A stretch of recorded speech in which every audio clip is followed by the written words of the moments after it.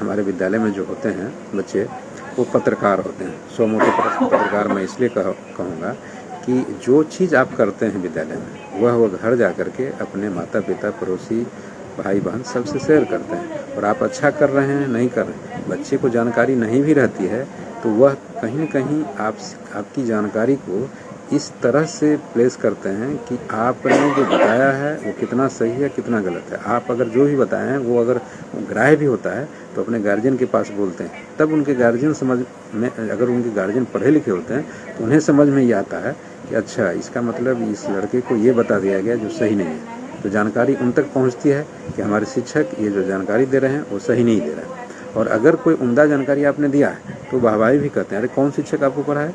फलां शिक्षक पढ़ा है। अच्छा, मैं उनसे मिलूंगा, उनसे बात करूंगा, बहुत अच्छा पढ़ा है, तुम्हारा तो एकदम फंडा क्लियर है, मतलब कंसेप्ट क्लियर है। तो कुल मिलाकर तथ्य बटोरने से ज़्यादा अच्छा है कि बच्चों में क्रिएटिविटी लाने के लिए कंसेप्ट को बताना। कंसेप्ट जब आप बता देंगे तो उस पर तथ्य तो वो ले ही लेगा, याद ही कर लेगा, और उस पर कई चीज़ें उस बेस पर आगे बढ़ के बनाएगा। और आप हमेशा समझिए कि बच्चे जब कंसेप्ट एक बार समझ जाते हैं तो फिर भूलते नहीं। आप एक फार्मूला पर बता दीजिएगा कि इस फार्मूला पर इस तरह का बनेगा, और अगर ट्विस्ट भी कर दीजिएगा और वो कंसेप्ट समझ गया कि इस फार्मूला का निर्माण कैसे हुआ है, तो निश्चित रूप से बच्चा उस फार्मूला बेस्ड आंसर करने में भी वह अपने कंसेप्ट को जोड़कर और उस ट्विस्ट किए हुए प्रश्नों को समझकर और उस फार्मूला के द्वारा निश्चित रूप से परिणाम तक पहुंचेगा। तो हमें ब्लैक बोर्ड का यूज़ करना चाहिए। अभी जैसे नहीं भी क्लासेस चल रहा है तो शिक्षक आपस में क्लास ले सकते हैं। जैसे कोई संस्कृत के शिक्षक हैं और वह संस्कृत अच्छा पढ़ाते हैं, तो बाकी शिक्षकों को संस्कृत का तीतहंती वगैरह जो भी उसका पेडागोजी है या फिर व्याकरणिक चीज़ें हैं वो अगर बता देंगे तो कहीं न कहीं दूसरे शिक्षक को लाभ मिल जाएगा। और एलिमेंट्री एजुकेशन में तो ऐसा है कि हम क्लास 1 से 8 तक सभी विषयों के विषय में हमें इतनी जानकारी ज़रूर है कि अगर कोई पूछे तो जवाब देने की स्थिति में रहें। इसलिए आप आपस में मिलकर श्यामपट्ट का उपयोग करें, और जैसे एक शिक्षक आधा घंटा का क्लास लें, साइंस का क्लास लें, बाकी शिक्षक उसको सुनें। इससे क्या होगा कि साइंस के विषय में जो गतिविधि आधारित कार्यक्रम करना होगा और वो शिक्षक जो पढ़ा रहे होंगे आपको या बता रहे होंगे वो नहीं रहेंगे, तो आप भी उस बिंदु पर अगले दिन बच्चों को बता पाएंगे, एक समझ बनेगी। तो इस तरह से आपस में एक लर्निंग, पीयर लर्निंग जिसको कहते हैं, बच्चों के लिए होता है, वह शिक्षकों में भी हो सकता है। जैसे जिनको ग्लोब के विषय में जानकारी है तो दूसरे शिक्षकों को ग्लोब के बारे में बता देंगे, जिनको मैप के विषय में जानकारी है मैप के विषय में बता देंगे। कुछ आदमी ऐसे होते हैं जो हिंदी के अच्छे जानकार होते हैं, कहाँ पर की होना चाहिए, कहाँ में ई की हर्ष ई की मात्रा होनी चाहिए, कहाँ पर दीर्घ की मात्रा होनी चाहिए, कहाँ पर धा और घा में फ़र्क महसूस होना चाहिए, ख लिखने का क्या होगा, तालव्य श जो होता है उसका उच्चारण कैसे होगा। इन सारी चीज़ों पर आपस में चर्चा करना ज़्यादा श्रेयस्कर होगा। मैं ऐसा समझता हूँ कि जीवन भर अध्ययन लोगों को करना चाहिए। तो जीवन भर अध्ययन में शिक्षक सबसे ज़्यादा अध्ययन करते हैं ऐसा माना जाता है, लेकिन ये सच है कि शिक्षक बनने के बाद बहुत कम शिक्षक अध्ययन करते हैं। उन्हें लगता है कि मुझे पढ़ाना है तो मैं जा कर के पढ़ा ही लूँगा।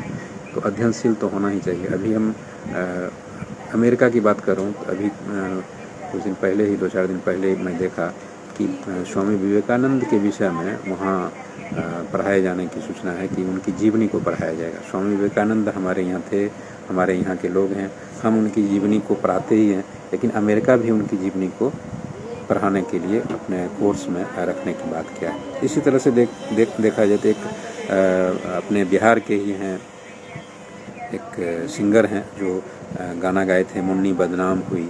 ये भी ब्रिटिश में जो संगीत का पाठ्यक्रम है उसमें शामिल किया गया है ब्रिटेन में, और वहाँ भी संगीत का जो ये होता है, क्या कर सकते हैं उसको, संगीत का कोर्स और उसके पेडागोजी बेस्ड जो कह सकते हैं कि संगीत कैसे सीखा जाएगा, कौन सा धुन कैसे बनाया जाए, किस तरह से किया जाए, इसके ऊपर रिसर्च चल रहा है। तो हम लोग यह समझते हैं कि अरे ये गाना तो ऐसा है, टिप्पणी टीका टिप्पणी नेगेटिव करते हैं, लेकिन इस गाना को हमारे विदेश में अब किस तरह से लिया जा रहा है ये भी देखने का है। तो कोई भी टिप्पणी करने से पहले उन चीज़ों को समझना चाहिए आखिर उसमें क्या है। हो सकता है उसके धुन अच्छे होंगे, बोल अच्छे नहीं होंगे, तो धुन तो हमें ग्रहण करना चाहिए। उस धुन को बनाने के लिए क्या प्रयास करना चाहिए, ये एक विधा हो सकती है। तो कोई ज़रूरी नहीं है कि कोई भी चीज़ हम टोटलिटी में समझ जाएं कि टोटलिटी में अच्छा होगा। टोटलिटी में नहीं भी अच्छा होगा तो उसका आंशिक चीज़ ही अगर अच्छा है तो वो हमें ग्रहण करना चाहिए। मैं अभी देखा था कुछ दिन पहले आपके ग्रुप जो खास करके बिहार टीचर्स हिस्ट्री मेकर्स जो ग्रुप है, ये एक भारत श्रेष्ठ भारत अंतर्गत हमारे राज्यों के बीच में अंतर संबंध स्थापित करने का जो प्रयास किया गया है, और ख़ास करके बिहार के लिए मिज़ोरम और त्रिपुरा 2 राज्य हैं, वहाँ के कल्चर से बिहार के बच्चे जानेंगे वहाँ के कल्चर को, और यहाँ के कल्चर को मिज़ोरम और त्रिपुरा के बच्चे जानेंगे। इसमें भी काफ़ी उम्दा वीडियो मैंने देखा था, किस तरह से मिज़ोरम और त्रिपुरा में कल्चरल एक्टिविटी होती है, वो हमारे बच्चे किस तरह से सीख रहे हैं, कैसे यहाँ के लोग यहाँ के लोगों का चीज़ें वहाँ के लोग सीख रहे हैं, इसमें भी बेहतर काम किया था। मुझे लगता है कि सभी शिक्षक अगर मिलजुल कर यह प्रयास करें कि हमारा बिहार श्रेष्ठ बिहार बने, हमारा भारत श्रेष्ठ भारत बने, और इस हेतु काम करें, तो शिक्षा विभाग और शिक्षक एवं विद्यालय एक ऐसा प्लेटफॉर्म है और ह्यूज बड़ा प्लेटफॉर्म है जिस पर हम अगर लगातार काम करें तो बहुत सारी जो व्याप्त विसंगतियाँ हैं समाज में वो खत्म हो सकता है। मैं एक छोटा सा उदाहरण बताऊं कि आप अगर राह चलते कोई व्यक्ति को देखें लड़ झगड़ रहा है, तो कोई एक व्यक्ति आता है उसका वीडियो बनाना शुरू करता है और मारपीट हो रहा है पूरा वीडियो बना रहा होता है। मैं यह कहना चाहता हूं कि अगर वीडियो ना बना करके उस मारपीट होने वाले की स्थिति देखते हुए बीच बचाव करके अगर उसका बचाव कर दिया जाए तो शायद किसी की जान भी बच सकती है। अब वीडियो बना लेने के बाद किसी की जान चली जाएगी तो उस वीडियो की क्या उपयोगिता रह जाएगी।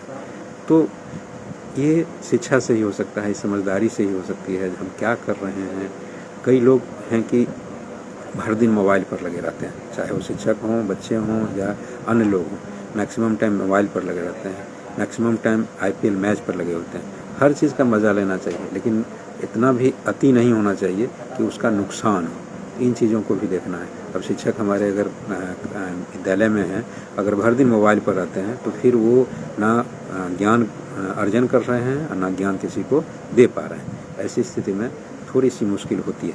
तो कोरोना काल में स्वयं को बचाते हुए और अन्य के जीवन का बचाव करने के ख्याल से आपको सोचना पड़ेगा जो हम क्या क्या कर सकते हैं।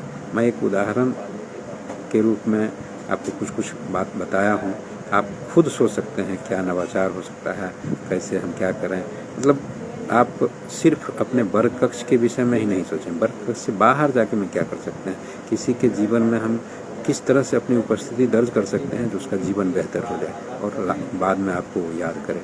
तो आपको कई एडवर्टीजमेंट होते हैं, जैसे देखिए अभी आम और लीची का फल आ रहा है और इसके लिए जो कीट होते हैं, मतलब जो नुकसान पहुंचाते हैं, वो एडवर्टीजमेंट आ रहा है अखबारों में। आप अगर उसको देख लेते हैं और उस पर कोई चर्चा कर लेते हैं आम वाले किसान के बीच या लीची वाले किसान के बीच, तो हो सकता है आपसे वो अधिक जुड़ाव हो जाएगा। चूँकि वो किसान हैं, कम पढ़े लिखे होंगे, उनको एडवर्टीजमेंट के विषय में पता नहीं होगा, लेकिन आप अगर बता देंगे तो उनके बच्चे से, उनके परिवार से जुड़ जाएंगे। जब जुड़ जाएंगे आप उनके घर परिवार से, तो कहीं न कहीं उम्दा शिक्षक कहे जाएंगे। तो मैं चूँकि मुझे आज ऑफिस में भी बहुत सारा काम है, आज ऑफिस खोला गया है, कुछ बजट निर्माण का कार्य चल रहा है, इसलिए मैं ज़्यादा समय नहीं दे पाऊँगा। मैं आप सबों से अंत में यही कहूँगा कि कोरोना में सबसे पहले तो खुद का बचाव कीजिए। अगर टीका लेने की उम्र में आप हैं तो टीका ले लीजिए, आस पड़ोस के लोगों को भी टीका लेने के लिए प्रेरित कीजिए, और अपने विद्यालय के पोषक क्षेत्र में भी बच्चों के माध्यम उनके अभिभावक को भी टीका लेने के लिए प्रेरित कीजिए। सरकार के द्वारा, विभाग के द्वारा जो दायित्व दिया जा रहा है, उस दायित्व को निर्वहन कीजिए। चूँकि आपसे सरकार का और विभाग का एक लगाव है, एक अपेक्षा है, और महामारी आपदा में आप कहीं न कहीं उनको मदद कर रहे हैं और आप पर गर्व भी है। मुझे तो गर्व है ही। शिक्षक माता पिता के बाद जो स्थान पाते हैं वो अपने आप में बहुत बड़ा स्थान है वो दूसरा नहीं पाता है। मैं भी अपने बच्चों के लिए माता पिता के बाद जो उनके शिक्षक होते हैं उनको ही कहता हूँ कि आप उन्हें माने, भगवान तो हैं ही, आप भगवान से कम नहीं हैं। तो मैं अपनी बात को यहीं पर विराम देते हुए कहना चाहूँगा कि इस पैंडेमिक में भी आप अपने को सकारात्मक सोच के साथ जो पॉजिटिवनेस आप में है उससे अन्य को भी प्रेरित कीजिए। और आप तक अगर अच्छी जानकारी, अच्छा ज्ञान है और आप ही तक सीमित रह जाता है तो वह ज्ञान, वह अच्छी जानकारी जो है वो बेकार है यदि आप किसी 2-4 लोगों को अपना ज्ञान से, अपने जानकारी से अवगत नहीं कराए। और मैं यह काम करता हूँ, प्रत्येक दिन लिखता हूँ, आपके बीच रहता हूँ। और लिखने की शैली आप भी डेवलप कीजिए, आप भी कुछ ज़रूर लिखिए। कोई ज़रूरी नहीं है कि आप दिनचर्या लिखिए, कुछ भी लिखिए, लेकिन लिख करके रखिए, रखते जाइए। और अध्ययन अध्यापन में कम से कम 2-2.5 घंटा 3 घंटा शिक्षक प्रत्येक दिन दें। इन्हीं बातों के साथ मैं अपनी बात को समाप्त करता हूँ। बहुत बहुत धन्यवाद। बाय।